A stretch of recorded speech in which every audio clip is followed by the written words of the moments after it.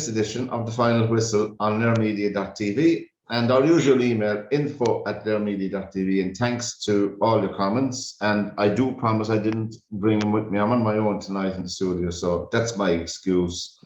And I only brought one piece of paper with me. But thank you anyway. And the figures are fantastic. The viewing figures are really, really good. They really are. Have we been of music tonight for That's the new introduction music. Welcome, Anna Moore. Thanks, Pat, and welcome to everybody, and happy Valentine's Day. And you too. And welcome, Joe. It's great to have you again. It's great to be here, Pat. Thank you. Happy Valentine's Day, everybody. And welcome, Chris Price. And we'll have a disco later. There'll be no set with you. There'll be no slow set with you, Pat. Tell you about it. We have a few items to run through anyway. And I suppose the first thing we'd say is there's some feedback in my there's ear. There's something. They're very sensitive. Huh? There's something in the background. Radio.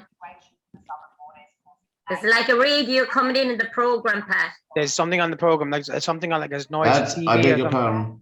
It was my phone. It's gone now. It's behind the microphone. I couldn't see it. Anyway, Super Bowl 56 was on last night. I don't know how did many people stay up to see. Well, outside of the world to be the middle of the night. So really, I watched as much as I could till for about 1:20, and then I had to turn in because I was up early yesterday morning. I was up at 8 o'clock to visit my dad. But the Rams anyway, it was I saw the highlights today. Joe, did you get to see it? I did, yeah. I watched all of it. Yeah, and did you enjoy it? Yeah, I did. I mean, a lot of people here thought that it was a boring game, but I didn't think so. I thought that both defenses played really well, and the quarterbacks when they got the chance were good. And I thought, I mean, the game was close the whole way, so you were interested in it the whole way. Yeah, it was. I thought it was very good. Well, Cincinnati made a good fist with their leading for a good. Do you see any of it, Chris? Yeah, I saw it this morning. I got up early this morning to watch it. Yeah. Yeah, I had it taped. So I mean, I watched the first quarter, but it was just getting a bit too late. So myself and young lad got up 5:45 this morning to watch it. Yeah. The taped version of it. So yeah, I mean, as Joe said, it was always going to be a defensive game, but the game was better than a lot of people thought it would be, because there were some chances. The only thing I'd say is that the Rams put the squeeze on in the final quarter, big time.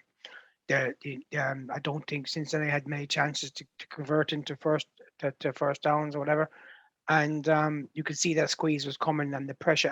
And while the quarterback is good, he wasn't getting much protection. I think he had more sacks, which is basically being tackled 6-7 times, which is a tie for the record in a Super Bowl, which tells you how much pressure that he was under. And when that happens, then he has to release the ball quicker. And when he does release the ball quicker, he's open to being intercepted or the ball not being caught by his teammates, by his receivers. So you can see that the squeeze was coming from, say, midway through this third quarter. And there was a little bit of inevitability about the final drive that got the winning touchdown. There was just a little bit of inevitability that once they got themselves into that groove, they weren't going to go. And did you see any of it, Anna? No, as I said, Joe, I all weekend I had boxing and I have it for the next 3 weeks again now. So we have some right crosses and solar plexus bunches coming up now later on in the program. Don't worry, we have a boxing item as well. But I just saw a bit of it myself this morning, so I thought Cincinnati were unlucky in one way. But anyway, the LA Rams, they won it in their home stadium, the same as last year, Tampa Bay last year. So it's a good moment to have it. I don't know where the Super Bowl is fixed for next year, but I don't know where it's for next year. We talked about this last week a little bit, but Cooper Kupp, the Los Angeles Rams receiver, had 2 touchdowns, and right when LA were actually struggling. They'd lost Beckman and they'd lost somebody else to injury. Matt Stafford took a bad knock in the third quarter, and I think he might have been just a little bit hobbled. But Cooper Cup really came to the fore in the last quarter of it. I mean, they were at one stage, they were struggling to get anything going. And he actually came behind the quarterback, got the ball and ran the ball and got first down for it. And that I think changed it. But there was something interesting. Cooper Cup was the MVP of the Super Bowl yesterday. But I read in the paper, there was a stat where Jerry Rice was the San Francisco 49ers receiver, Hall of Famer, with Joe Montana and Steve Young. And Jerry Rice won the Super Bowl, won the MVP, offensive MVP, and he won the MVP of the Super Bowl in his career, right?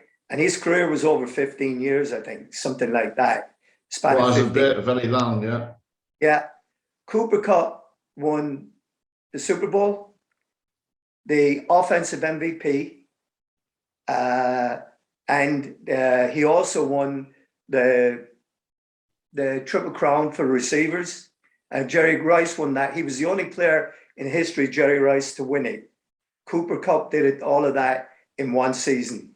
Wow. Oh, big God. There was also, just to mention, I'm on a page about the Native Americans. I take an interest in that in another program, history. And we had a Native American, he was in the back linebackers there. He was playing defensive with the Rams. Corbett, is it?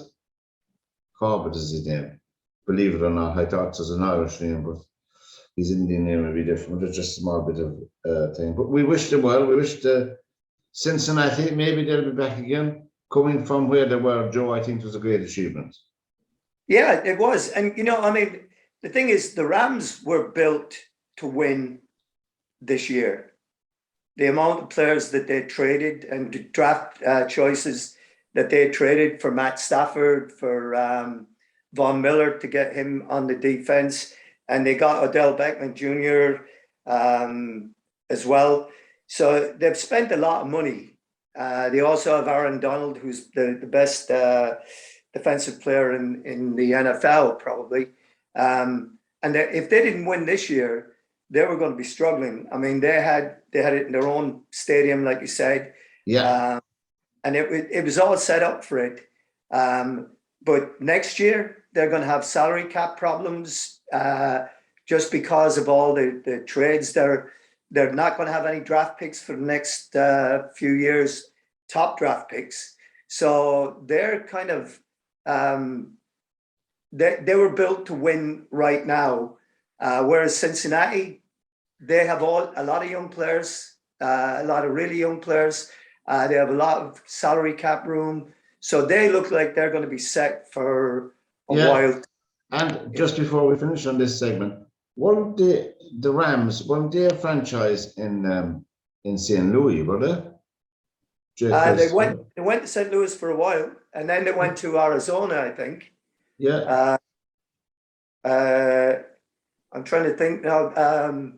Because they were in LA to start off with, and then they went to the St. Louis. And I'm trying to think if they went to Arizona or not, because Kurt Warner. Didn't Kurt Warner? Yeah, I was thinking a bit up now. Yeah. So yeah, they've been a franchise that historically had not been very successful. Yeah. And they'd moved around a little bit, and finally they went back to LA. I mean, Stan Kroenke invested $5 billion in redeveloping that area of LA. It was at one point one of the diciest areas in LA. And he spent $5 billion on it, on building the stadium, redeveloping the whole area around it. He even put in a lake in there. and it's paid off for him. But LA has really never been a great city to support football. They didn't support the Rams when they were there first. The Raiders from Oakland and played in LA in the Coliseum for a little while, and then ran back to Oakland because they weren't getting the support they needed. So it's not really a great football city. They're more baseball with the Dodgers and more basketball with the Lakers. Yeah. So, but they've got it now. So we'll see how it turns out for them. Well, they're Super Bowl 56 champions, and we wish them well and congratulate them and commiserations to Cincinnati. Your day will come, as they say. The final list is the program on nearmedia.tv. Now, over the weekend, we had another round of matches in the Six Nations, or as I would say myself, the 5.5 nations. Now, that's to have a senior team in rugby not scoring 1 point in a game of rugby, professional rugby, to me, is certainly a reason to change something. It is just embarrassing, Chris, isn't it? Yeah. Look, I understand where you're coming from, but what is the alternative? Because, let's be honest about it. Italy have 2 clubs, right, that play professional rugby. Yeah. If you're looking below that, there really is nothing else. So you either stick with what you have, or you basically reduce it back to the 5 nations. Okay, that's the alternative. But I don't think they will do that. I think, you have to think there could be some glimmers of hope. The Italian, now you're talking about, and here's the thing, since you mentioned about not scoring in a match, Italy beat England 6-0 in the under-20 match and won their first ever match under 20. They did, I saw that. So which is the bigger embarrassment? England losing to Italy under 20 and not scoring, or Italy losing to England and not scoring? So I'll leave you with that little nugget there for you. I think that if rugby wants to become a global sport, which it is not at the moment, it's not if it going to wants ever to be a become global a global sport, it has to be thinking outside the box. But it's not. It's never going to be a global sport. Japan should be in the Six Nations. No, they're not a European team. Take a chance. No. They're better than Italy. Oh, hang on a second. Japan's geographical home is with New Zealand, Australia, and to lesser extent South Africa. I mean, let's be honest about you. They're bringing these teams from South Africa up for the United Rugby, and it's an absolute farce, right? Because of what happened with COVID, Munster went down there and burnt £500,000 and had to come home and had to basically get home before they were going to lock down the country. And the only reason that they're bringing in the likes of South Africa is because South African club rugby is skint. Simple as that. They basically got away with a few of them out of the Super 18s and to bring in a Japanese team. I think it's absolute lunacy if you're going to have a Japanese team in the Six Nations. The Six Nations is technically the European Championship. You bring in a Japanese team, I mean, you might as well just bring in New Zealand. What's the difference? Just bring in New Zealand, Australia. I think there has to be something done anyway, because this is, and that our own team and the IRFU changed our national anthem for the day because the announcer in Tanai, the announcer in Tanai said, we will now have the Irish national anthem. Pat and Chris and Joe, I have no problem they play an Irish call. That's their business. But I do think the Irish national anthem has to be played when Ireland are playing, because if it isn't, it's very disrespectful for the people of Ireland. I'm sorry, Absolutely. But that's my feeling on it. Yeah, and France did a number on Ireland. Joe, you did get to see any of it, Joe? I did not. No, the only match that they had on TV here was the England match. Oh God, because nobody would take it. You're talking there. I did not realise that they did not play the national anthem before the rugby match. No, that's not too bad, Joe. No, hang on a second. The stadium announcer said, we will now have the Irish national anthem. I was Okay, watching it. Okay, And they played Ireland's call. I'm going to which is stop. nothing. I'm going to dispel this myth about this. Okay. First of all, I did not hear what the Tannoy announcer said. That's I was what she said. Yeah. Fair enough. Not going to dispute that.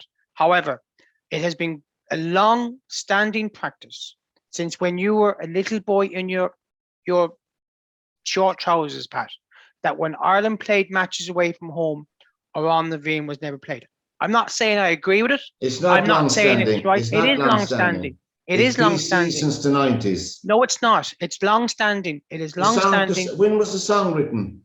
So no, can you go back to? I can go back as far when I first came to this country. Ireland's Call is only recently written. No, by you're not Phil listening to Coulter. what I'm saying. When Ireland played before, there was no national anthem.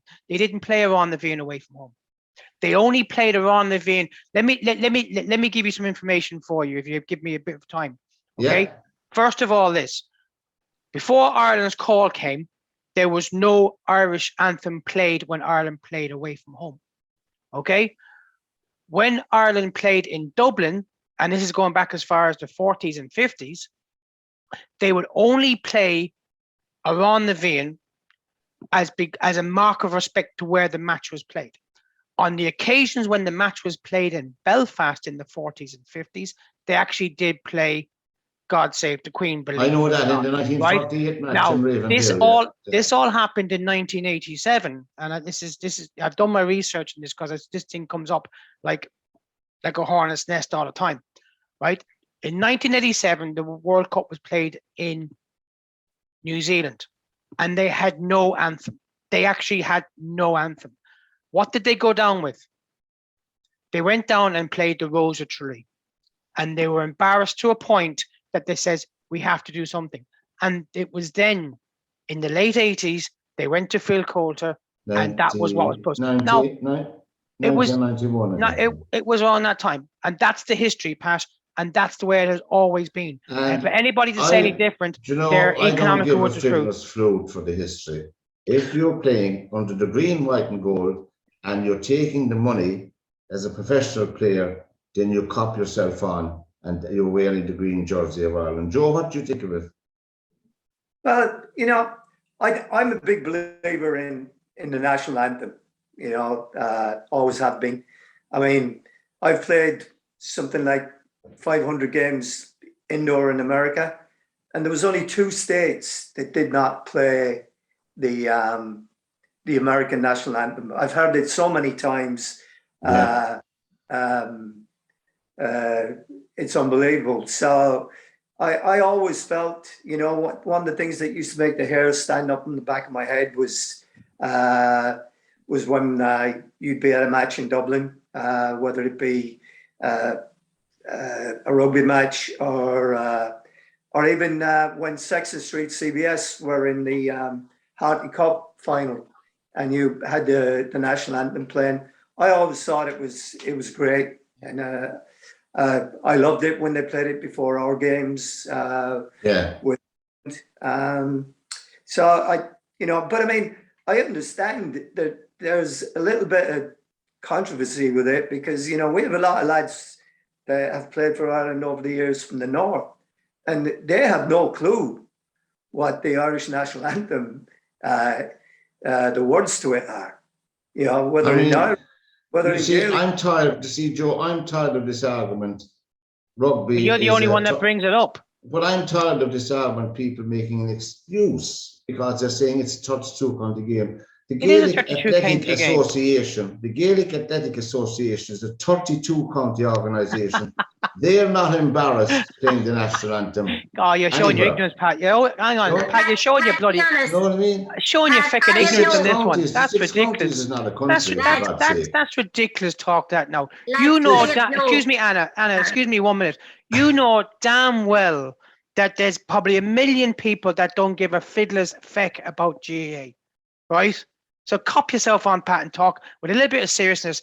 It's the most widely played sport. Come off it, Pat. You're talking nonsense now. You're saying that now. Clubs, if you're thinking the GAA maybe, hang on a second. The GAA maybe not ashamed to stand for the national anthem. Hang on a second now, right? Hang on a second now. Don't start an argument. No, you're not going to win with me on this. I am as patriotic, and I will stand for the Around the Vein, and I will sing it to its full. Unlike some other people that I know that Yeah. basically want the ball thrown in before the final line, right? So Yeah. let me just say to you this, right? Okay, you will not have, unless you have respect for all traditions on this country, right? Now, I understand your point about the fact that the GAA is a 32 county, but I haven't heard Around the Vein at a GAA match played on the Shankill Road as of yet. And it Well, will never be played at it. You will hear it played in Casement Park, in Oma. You won't have it. You will have it played in Casement Park. You will have it played in Casement Park, but Casement Park is a nationalist area. So please, it's a nationalist area in West Belfast. I know it well. I was born a few hundred yards away from Now, it. getting back to the game. So please don't start that nonsense again. France did a number on Ireland. I said it's good enough for the GAA, should be good enough for all sportsmen and women. Anyway. Hang on a second now. No, hang on a second now. No, hang on. What do they play in rugby? What do they do for hockey? Ooh. What do they do for cycling? What do they do for all other 32 county sports? They do not play Around the Vein when it comes to those sports. Right. So don't just say it's rugby. It doesn't it's make not it just right, rugby. Chris. No one's saying it's right, but you're singling out one sport. It's Chris, wrong.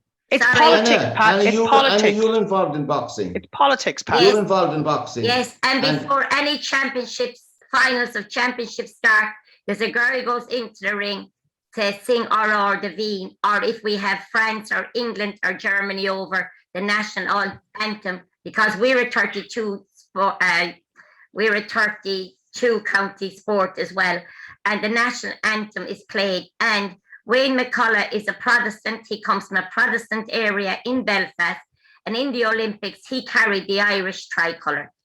And he got slated for it. But Doesn't matter. But he took the slating because he got said slated. He for did, it. and Well, his he wasn't. father did. But they had the answer. They turned around and said, if my son is boxing for Ireland and it's a 32 county sport, then he said, I have no problem with it. Absolutely, and he wasn't wearing a combi coat or carrying a hip flask, was he? No. But before we go, Chris, about it, the only thing I was saying is I have no problem them playing Ireland's call, but I do think both should be played. Yeah. Both of them.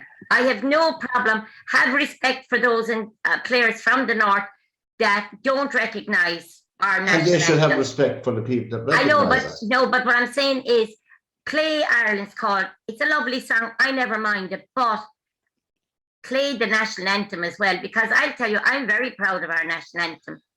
I would like to see it played as well, Anna, but there's reasons why it isn't. And they're not good ones. That's your opinion. Getting back to the match, Chris.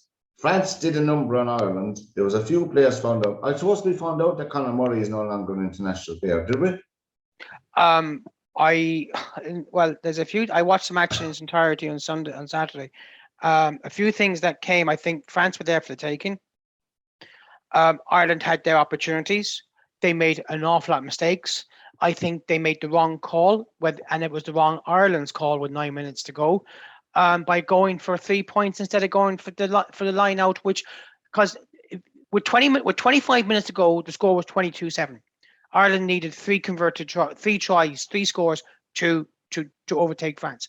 Within 10 minutes, they were down to 1 point, and then there were 6 points down through indiscipline, and it was 27-21 with 9 minutes to go. Ireland got a penalty, a kick into the corner with a leather scrum. They had France on the rack at that stage, and they gambled thinking that they were going to get the ball back if they took the 3 points. Ireland never got an opportunity in the last 8 minutes. Ian Henderson came on and gave away 2 scrums and penalty. Yep. That was his contribution. Yeah, and that was the problem. They didn't play well. I think Bundyaki is gone as well as serious player. Bundyaki can't tackle properly. He's a red card waiting to happen nearly every match. He actually, when I see him go into contact, because he's been sent off a few times for careless tackling. He is a red card waiting to happen. You didn't see any of that, Josh. You said you didn't get the match there, the rugby match. No, I didn't get the match. No.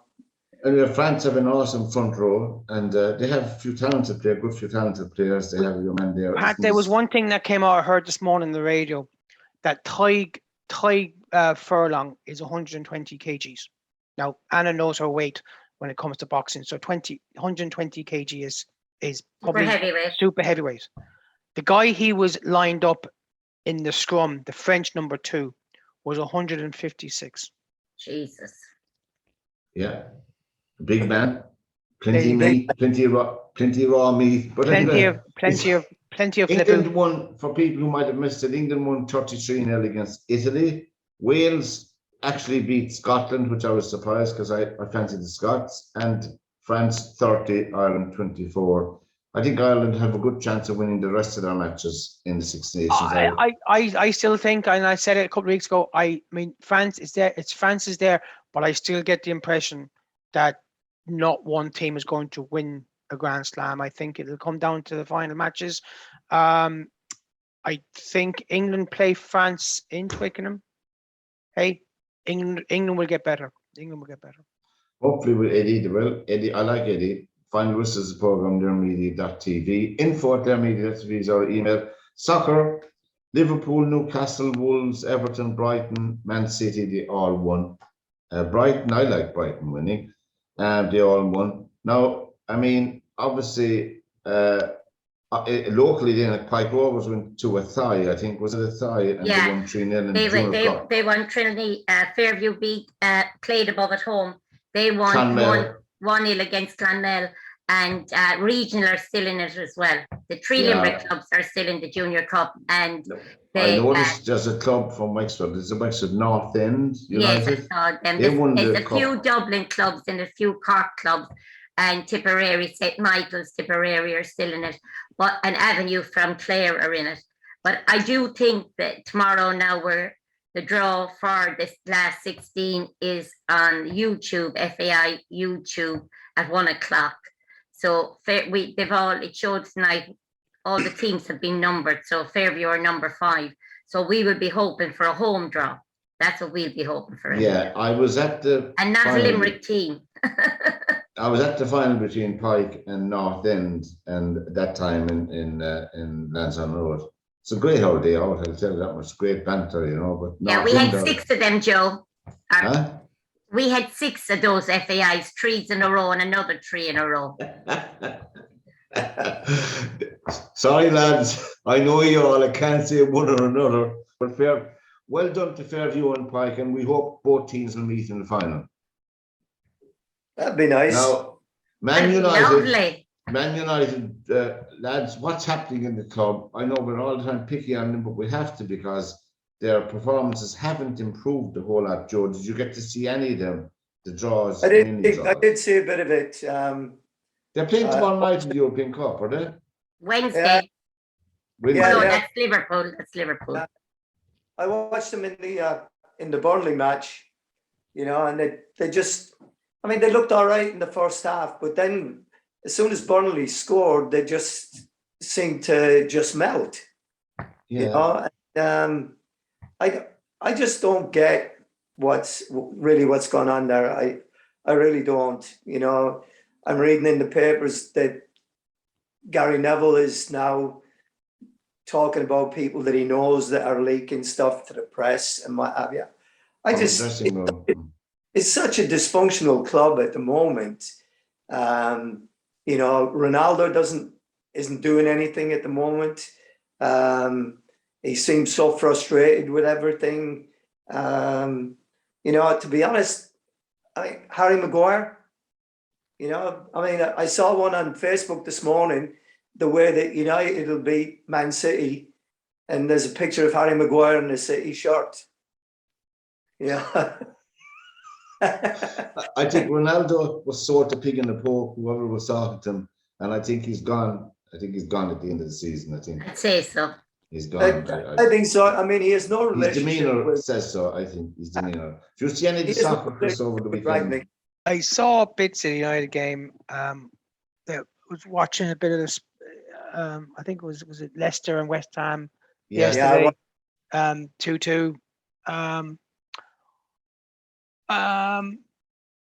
Yeah, look, I was watching more rugby than anything else now at the weekend. That was in it and all that kind of thing. You know what I mean? And you know, it's coming to the point with the soccer now. It's just match after match after match, and you know what? It's just not interesting. And that's the thing. I mean, you've got now the European Cup, the Champions League is back on tomorrow night, and you know, I'll watch. I think it's Paris Saint-Germain are playing Real Madrid. That is more enticing. I think there was no real big matches this weekend, so there was nothing to shock people. I think the only thing that really did happen of consequence, that two things of consequence happened this weekend. One was Newcastle have now gone out of the bottom three and seem to have a little bit of momentum, and the second thing is that Spurs are back into free fall again. Well, I wonder, you know, the thing is, though, you look at Wolves. Wolves had a hiccup against Arsenal on Thursday. Was it Thursday or Wednesday they played them? They lost 1-0 in that match. And Wolves didn't really play that well in the game. I watched it. I watched them yesterday, and I mean, they tore Spurs to shreds. And they have been flying. I think they've won either the last 4 away games or the last 5 away games. And Bruno Lage is doing a fantastic job there. He's got these guys flying. And you remember, Joe, you remember Derek Dougan, don't you, that era? Yes, yeah.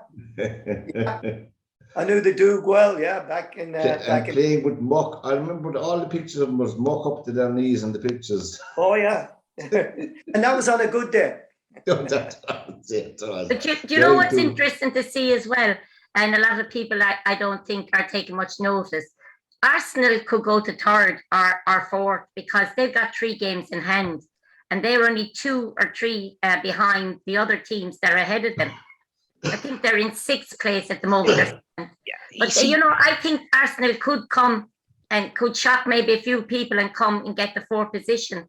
You know, they could, Anna, and it would be, hate to say it, by default, but it is because, you know, the top 3 teams are kind of stretched out ahead, and there's that kind of little cohort in around from say 4 to 8 that are just beating each other, and they're not able to put a run together.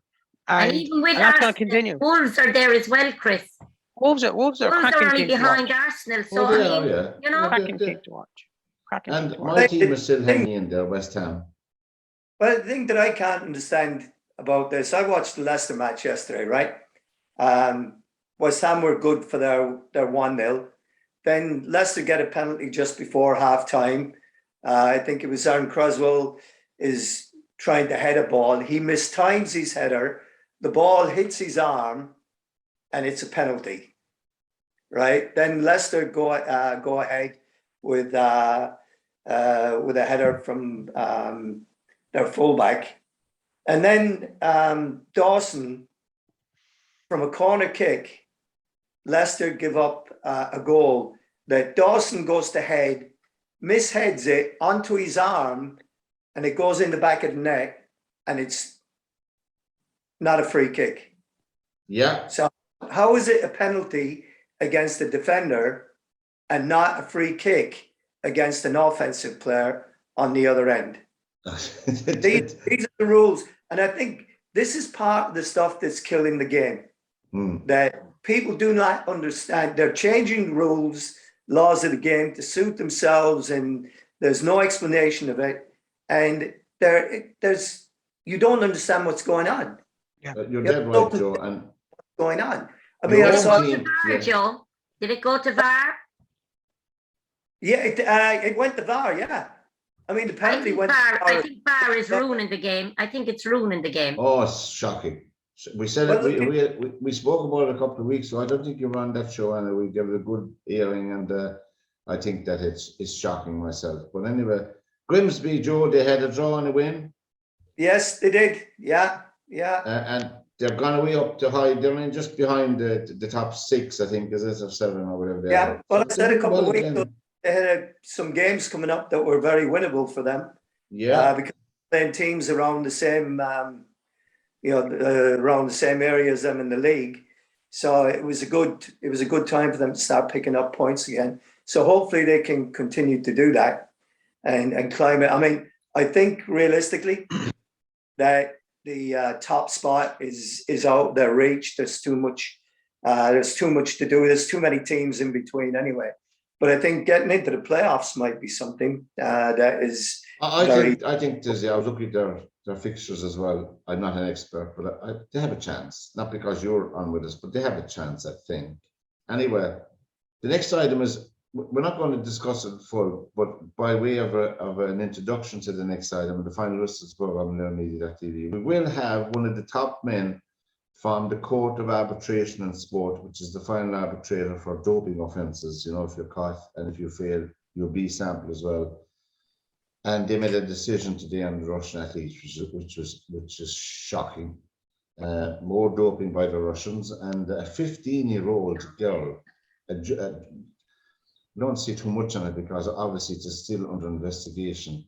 And CAS, that's the Court of Arbitration and Sport, says it's okay. We're going to have one of the top men on next Monday night on the final whistle, and you can ask him all the pertinent questions. And if anybody out there looking at this podcast later on has questions of how the court functions and works, email us in at info@Media.tv, and we'll put the questions to a fellow Limerick man all the way from Doon originally. He's in Professor Jack Anderson. He's in Melbourne University now in Australia. Oh, I've heard him. He's very good. Jack is very good. I interviewed him here, and then he was on Claire Byrne show then a couple of weeks later. You know, they might be watching our podcast, which is great for us too. But Jack is a proud Limerick man, but he's sharp as a pin, so we'll have to be. Would you say to yourself, how do the Russians, why do they keep doing it? Because they keep getting caught. They've been put out of the Olympics before. So why do they take the chance? You know, I mean, it's ridiculous. Not to do with chances, Anna. What can you do? It's about winning medals, Chris. That's what it's about. It's all to do with it's politics and propaganda, because Yeah. I mean, when this story broke, they sent a camera crew in the streets of Moscow, and one guy says, what's wrong with the West? Why are they persecuting our athletes? That's what it's coming down to. Mm. Now, if anybody remembers the Maria Sharapova, where she was done for melangium, which is basically a beta blocker, and she was taking that since 16, and she got it shipped in from Russia. You couldn't even get it in the States. No. And I think the question about this skater is this: that somebody is administering drugs to a 15-year-old, right? Which is shocking. And if you think of what this drug is about, it's for angina. Now, if anybody who knows anybody who has struggled with angina, the least that they can do, they will not be able to move their arm or whatever. There's absolutely no way they can do erroneous figure skating to world ability. So the question is this, and this is the problem. The problem I have with this is that why did it take nearly 2 months for it to come out, and somebody is administering drugs to a child? Yeah, and that increases the blood flow as well, Joe. And as you know, and anyone who's played sports, you increase the blood flow. You enhance your performance and all of that. But would you think does that girl at 15, does she even know what they're giving her? That's another investigation. No, that's another thing. Like, they could tell her their vitamins for all the girl would know. You don't know whether it's the 15-year-old. That's a fair point as well. You see, this is the thing which annoys the hell out of me when it comes to doping in sport. When it was athletics years ago and cycling and all that, there was it was always lifetime bans, and then it was 4 years, then it was 2 years. We've got to give people a second chance. We've got to rehabilitate these people, right? Give them a second chance. But when you see what's going on, and it's, they know that Russia are basically at it, and it's a pandemic endemic with them to do it. But they will then turn around and say, "We'll let the Russian clean." This girl was actually a clean Russian athlete, to allow her go under the Russian Olympic Committee. So she was, because all the dodgy ones, they says you can't come. because they said, well, we're going to ban Russia as a country, but clean Russian athletes can participate under the Russian Olympic Committee. So this girl was seen as a clean athlete. And then 6 to 7 weeks before the Olympics start, the day after she won the team event, then we found out that there's a drug test that she failed. How come it took 7 weeks? So the question is, the two questions that I'd like to ask, and Jack Anderson may or may not be able to answer this. Well, there's actually 3 questions, right? One is, who is administering drugs of this type to a 15-year-old? Secondly, right, this girl is supposed to be from the clean list. How did it take 7 weeks for it to come through that the test was there, right?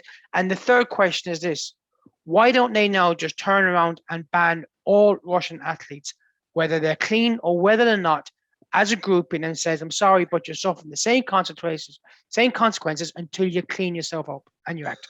That's a fair point. As I said, we'll have Jack on our next Monday, waiting for the confirmation, and he's generally very good anyway. And hopefully he'll be on next Monday with us, and we'll explore that further. But I thought the Court of Arbitration Court was a final arbitrator, wouldn't they? Well, I mean, Pat, the problem about this is when you look at what happened in East Germany in the 80s and 90s, and you saw that some of those people had to actually take physical sex changes because they had developed and changed their bodies so much. Yeah. And you know, you can even see what happened in the States with certain athletes. And there was one particular athlete that said that they would rather win a gold medal if it cost them 5 years of their life. They were like human version of horses. Terrible. With apologies to all horses out there if they're looking in. Their media is had the opportunity to ban these people before, and they'll come into the Olympics under a different banner. That's right. This is what we're talking about. You know, we talked about this before. I mean, everyone here has seen the Icarus. Have you seen that one? Yeah. The Icarus project, or it's on Netflix, and it's about doping in Russia, the systematic government-backed doping in Russia. And they're, for all that they say, they want to say, they're still doing it. I mean, they're probably doing it to this young lady, and she doesn't even know what she's getting. Yeah. They could be injecting her under the guise that they're vitamins that they're putting into her body, and she has no clue about what's going on. Absolutely. And that comes down to adults who really, in the great scheme of things, should be never anywhere near sport ever again. Shouldn't be with children. They shouldn't be near children. Child abuse. Around it. The problem, Pat. I think I want to finish what I'm saying on this one. Oh yeah. Joe is 100% right. We gave the sporting world, including CAS, gave these people enough chances, right? And it gives me the impression that they are afraid to give these guys the ultimate sanction. They did it once and backed away after such a furore was given out. And to me, it seems if that the easiest decision that they can make is say, right, Russia, you're out the door. But they won't do it. And they said, well, you can go on the Olympic. Now, what they should do is this: every single, and it's a simple, I'm sorry if it offends Russian people, but until you sort yourselves out and come clean, lads, I'm afraid, and it's not just Russia, the Chinese and other countries as well. Oh, sure, look, right? Okay. But you have to now be honest, and you're going to have to be transparent. And I would ban the Russian soccer team. I'd ban every single Russian athlete from participating until they sort out their mess. Simple as. Well, good news. I was watching a bit of the figure skating today, and I'm not a fan of any. I mean, we don't have it in Ireland, so. But I was delighted to see a skater from a coloured skater from America, first coloured winner of an Winter Olympic gold medal. Oh, that's lovely. Their enthusiasm of it was fantastic. And as I said, we'll discuss this item further next Monday night on the final whistle. And you were boxing over the weekend. Yeah. You recovered. I'll tell you, it's very impressive. The Limerick Boxing Championships were on the weekend, lads. 165 boxers from 10 different clubs. Yeah. And you said there was 3 new clubs, Anna. Three of them, and the 3 of them are actually in the city. One of them is the Hub. It's out by Tomanget. There's one called Treaty that's up by the Dominicans.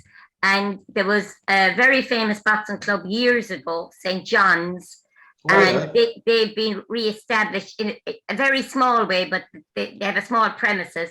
But every one of them won some titles, whether it was in walkover, but they also won some in the ring, you know, which it's great. And what I love at the moment about Limerick boxing is before this big descent, they're all pulling together, they're working together. I mean, in all the years down through boxing, we'll say in our championships, you might get an afternoon of boxing. That's all you get because we wouldn't have that many competitors, you know. But we made history this weekend by the amount of boxers that were there. And there was great credit due to the Limerick County Board for all the work they put in. And to see the kids, and I'm being honest, and there was a gentleman judging up from Kerry, and he even said it, and I felt it myself. The quality of the boxers in the Limerick Championships, it was better than any provincial, any Munster Championships. Oh, yeah. The standard And was was so it- high, was- it was very, yeah. very good. Where were they held, Anna? Sorry. They were held, Southside have a new premises. They were held up in Southside, and it's Where is it? it's people know who are in the looking industrial estate in Roxborough. Oh, well, Yes, You know where Full Flex was.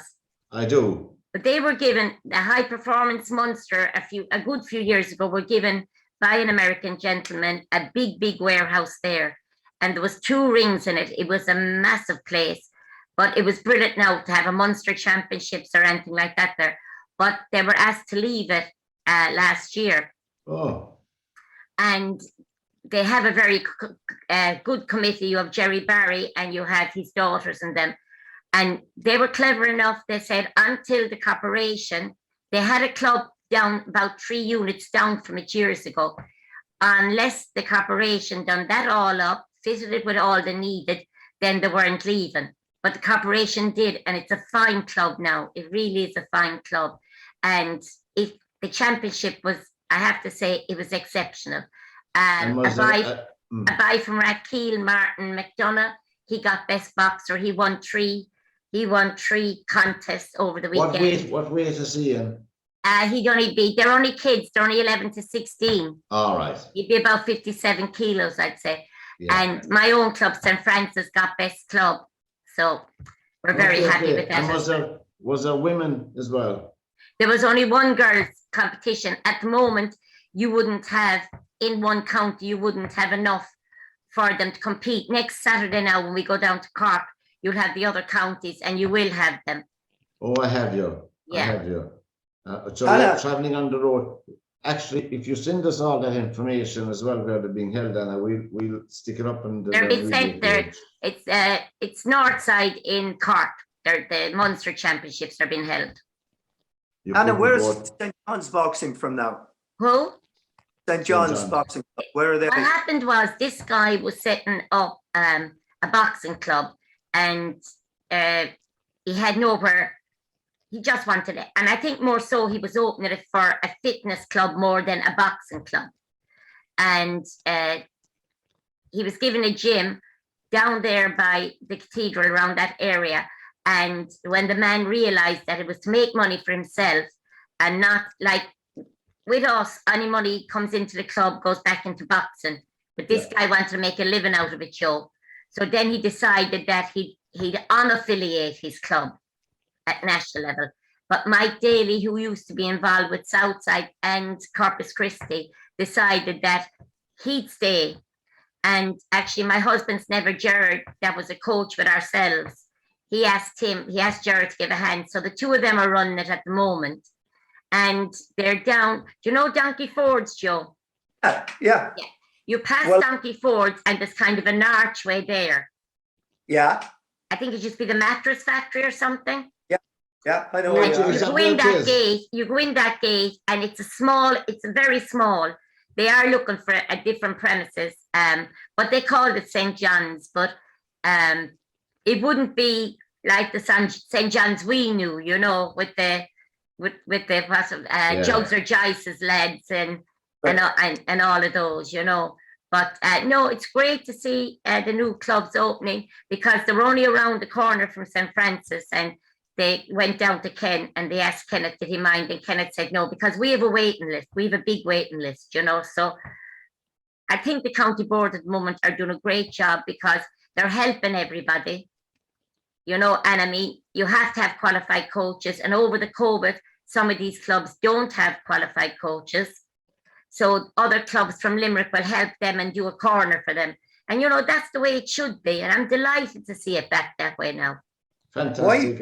Why do you think there's so much interest in boxing in Limerick now? I know there was, when I was a young fella and I boxed for St. John's, we had a great interest in it. You had you had Kidney and you had John Lee and Jugser and Paddy Hayes and all of those. Yeah. And wasn't that, correct me if I'm wrong, but wasn't that the old police station? It was, that's right. That's right. I often was down. I actually was there at tournaments actually years ago as well. But that St. John's, going back in the 70s, they actually won best club many years in Dublin. They were a great club. Yeah. There you are. The final list is the program on theirmedia.tv. info@theirmedia.tv is our email. Now, do you see any golf, lads, over the weekend? I only saw a tail end of it. Scott Scheffler won the golf tournament in America, the Waste Management or something was the name of it. Yeah, a very appropriate name for a competition when you see what they did to the 16th green after a hole in one. They threw beer cans on it. Did you see that, Joe? Wow, I mean, I would hate to be the guy coming up next after that, trying to read my putt after the amount of beer and water that was thrown on that green. Oh yeah, it was it was quite the. I saw that. Was that the Pat? Was that the tournament that Patrick Cantley was in? Yeah, he lost the playoff. Did he? Yeah, he stayed when he was in the Open here. When it was at Chambers Creek or Chambers Bay, he actually stayed with some friends of ours. Go away. While he was here. So I was over it. We went over to the other side of the mountains to visit our daughter who was up from San Antonio and to see our pictures, and fair play to the little grandchild. Yeah, so it was fun. So I watched a little bit of the golf while I was at a friend's house there because they were really interested in it. Yeah. I see the end of it. So your man won in a playoff, obviously, Chris, you said. Playoff, yeah. Fox won the other golf tournament, the Rash Al Karim tournament and Classic, I should say it was called. But Charlie Hoffman, were you reading Charlie Hoffman? I like him. I think he's a great character. He was giving out about the silly rules of golf, some of them that don't make any sense.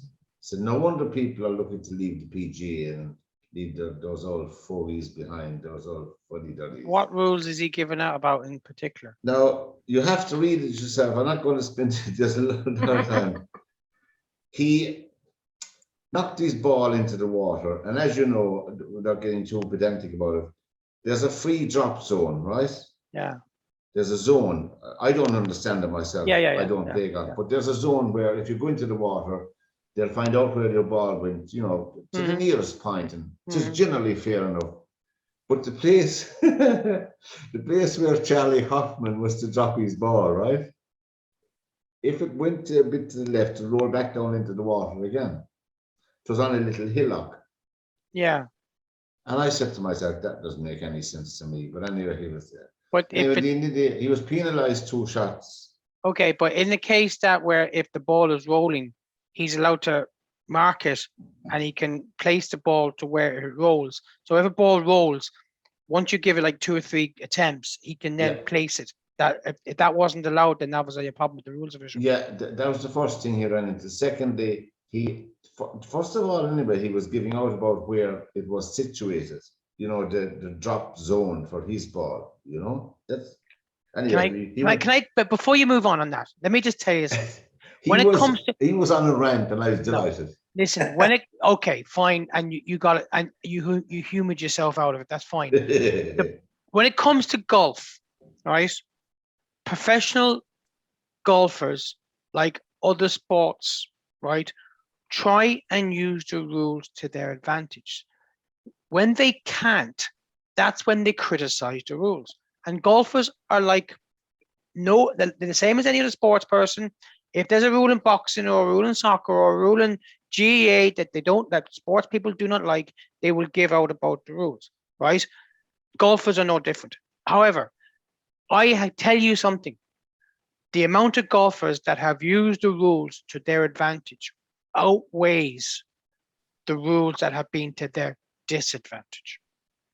And I can give you many cases in point. And Yeah. Phil Mickelson is one where he basically, and actually Jordan Spieth, when he won the British Open a few years ago, when the ball should have been out of bounds and lost, got such an advantage that all he needed was a flick of a wedge over a tower to get Yeah. onto the green, when he really should have had he should have been taking 7. He actually got out with a birdie. So these golfers can use the rules to their advantage as well. So if poor Charlie Hoffman's on a rant, then he needs to look at the rule book again.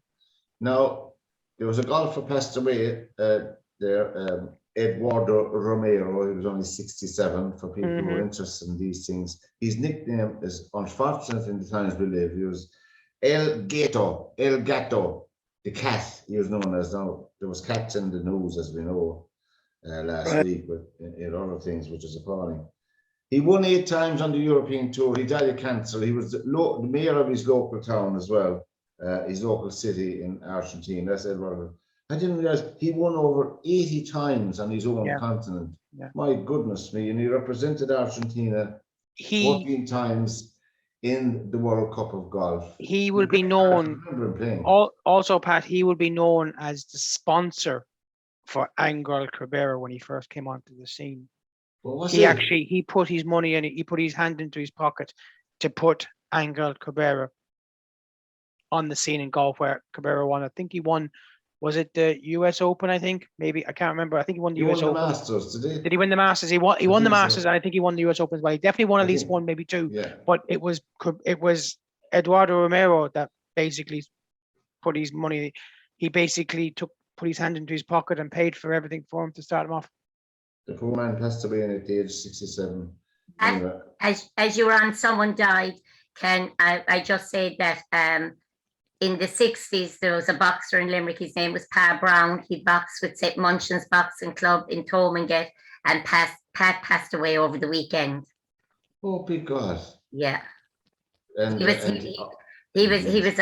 a senior boxer. He won 2 or 3 senior titles with St. Munchin's and with Irish titles, but he passed away over the weekend. We got news from England. He's in England, and we got news to say he died. What's his name, Anna, again? Pa Brown. Pa Brown. Yeah. All old boxers would know Pa Brown here in Limerick, and commiserations. St. Munchin's Boxing Club. St. Munchin's Boxing Club. There you go. Now, we're coming to the end of the show. But before we do, the National Hurling League was swinging into action again over the weekend. And we had wins for Galway, Cork, Wexford, Waterford, and Tip all won in their matches. Of course, I thought the Tip Kilkenny match. Did anyone see the guy over the weekend? Saw a bit of it, yeah. Saw a bit of it. And the Tipperary Kilkenny match, I thought was pretty good, pretty tough. It was a good game. It was a good game. 2 teams in transition. But they're 2 evenly matched teams. Galway, at the moment, it's very, very difficult to say in the second week of February, but Galway look like they're mean business this year. I wouldn't worry about Limerick. Limerick are not gearing up for playing at this time of year. They did the exact same thing last year. This year is going to be a different All-Ireland Championship because every team is guaranteed 4 matches in the provincial championship. So Limerick are looking at May. Clare probably be looking at May. I just don't think they're good enough to get out of the most championship this year. For anybody who won't know, will be the first 2 teams will qualify for the Munster final. The 3rd team will qualify for the All-Ireland quarterfinal. So 3 teams out of 5 will qualify. I've said it here. I think it will be Clare will not qualify, and it will be a toss-up between Waterford and Cork. I think that will miss out I think Limerick, Tip, and either Waterford and Cork will qualify. I think Well, it could be- I just think Limerick will have too much. It could be in Cork, the Tip and struggle. Waterford qualifying. No, I don't. easily. No, I don't think so. No, what Limerick had Garrod Hegarty sent off for one of the dirtiest strikes I saw in hurling in recent times in the match against Galway. It's appalling affront that a player would use the hurley 3 times into the face of the player. You know, it's just really, really. It was captured on television because the match was televised Saturday evening, and a lot of young kids at the match, and it was on the sideline. It happened as well. I'm not saying Garrod Hegarty is a dirty player by any manner of means, but I mean, there were some players, some fellas like Dylan, he's all the time is this comment, playing on the edge. What does he mean by that? You play to get away with as much as you can? What do you think, Joe, if a commentator says he's playing on the edge, does that mean he's playing to get away with stuff? Well, yeah, I mean, it's usually that you're within, inches of, going the wrong side of the official. And that's, I mean, some guys make a living out of playing on the edge. Yeah. I mean, they go as far as they can, and it's what gives them the advantage on it. They always get away with stuff. Nobby Styles. Yeah, Nobby. Richie McCaw in rugby got away with it for got his pension. Richie McCaw was one of those players who was just, on the fringes of being offside every single day he played. Look, I saw the tackle. It was bad. Anybody who says it wasn't a red card obviously doesn't know the rule book and doesn't know the game. He struck the guy 3 times in the throat neck area. It was bad. He's been getting away with it where referees have not been taking action over the last couple of years. There's at least one other guy in the Limerick panel who is doing the exact same thing, and he wanted to be watching himself as well. It's a dangerous, dangerous tackle. But listen, how many times have you seen people use the butt of the hurley into people's ribs, into people's kidneys, and the officials do nothing about it? True. And this goes back to years and years ago when a Kerryman got basically lamped a Corkman in an All-Ireland final as a ball was thrown in because he gambled on the fact that a referee will not send anybody off in the first minute of an All-Ireland He final. stretched him out, bang. Bang, gone. And this was a professional athlete because he came from Aussie Rules. Yeah. That only came home to win an All-Ireland. Mm. And there's no secret what I'm talking about. Ty Kennelly. Basically, he came home and he admitted it himself.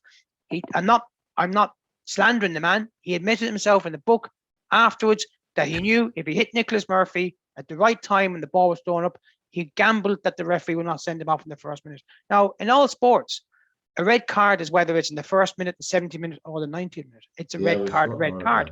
And the referee, referees now are afraid of the assessor up in the stand who's thinking, well, if I send him off now, I'm going to ruin the spectacle and he'll get abused in the paper.